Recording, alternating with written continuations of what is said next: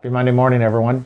Hope everybody is well and that everybody had a nice weekend and got some chance to relax and possibly get some work done here. I know we were down at the office on Saturday and it was quite busy. A lot of people in and out with clients, meeting with clients in conference rooms. So that's always a good sign. And so obviously hope everyone survived the heat over the weekend. Looks like we're getting a little bit of a break this week. Still probably be low triple digits, but definitely nothing like the 109 to 110 last week. So although after all, we do live in a desert. So before we get into the tip of the week, a couple things.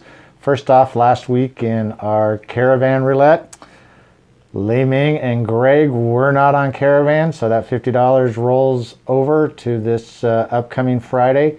More importantly, we probably had, I'd say, close to 3 dozen people on caravan. Had an opportunity to see 7 great properties that have just recently come on the market. And a lot of good chatter back and forth, camaraderie. Always enjoy that Friday morning caravan.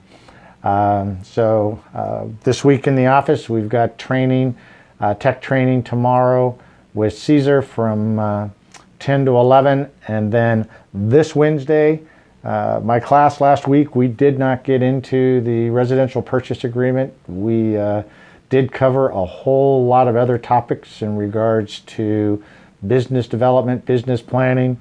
You just might want to plan on attending the Wednesday class from 10 to 11:30 because you just never know where we might head and what we might talk about and how it just might help you develop leads, develop business. Always a great hour and a half that I get to spend with folks between 10 and 11:30.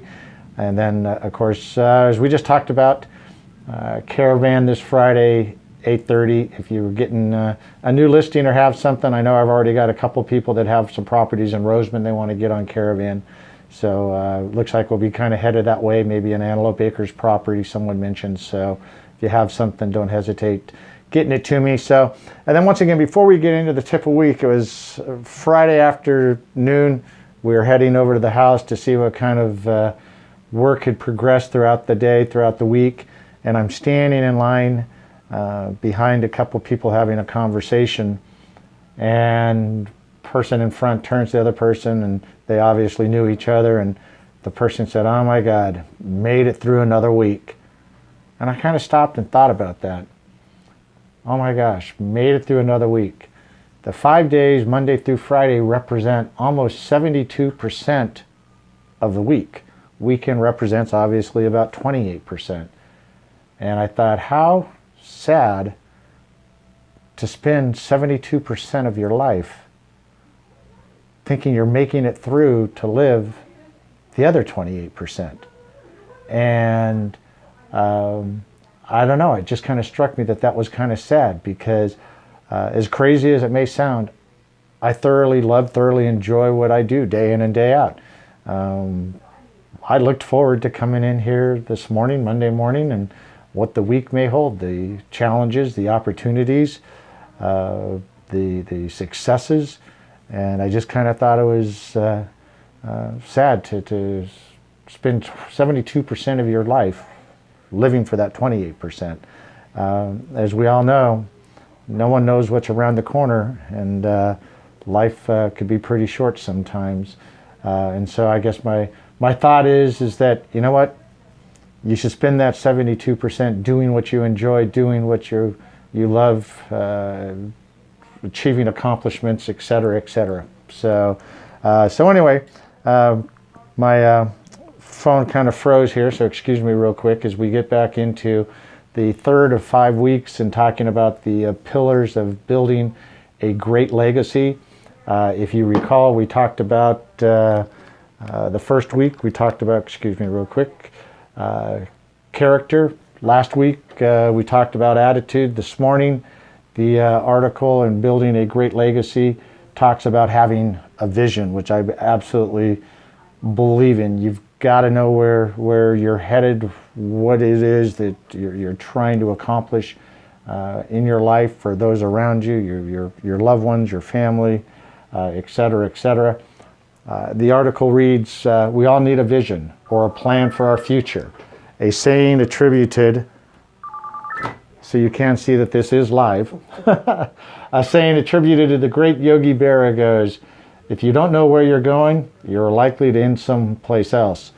Another saying that I like that's not part of the article is deals with Alice in Wonderland, and Alice in Wonderland's at a fork in the road, and I forget who she's talking to, but Alice asks, so which way should I head? And I think it was the rabbit that basically says, well, it depends on where you want to end up. And Alice said, well, I don't rightfully know where I want to end up.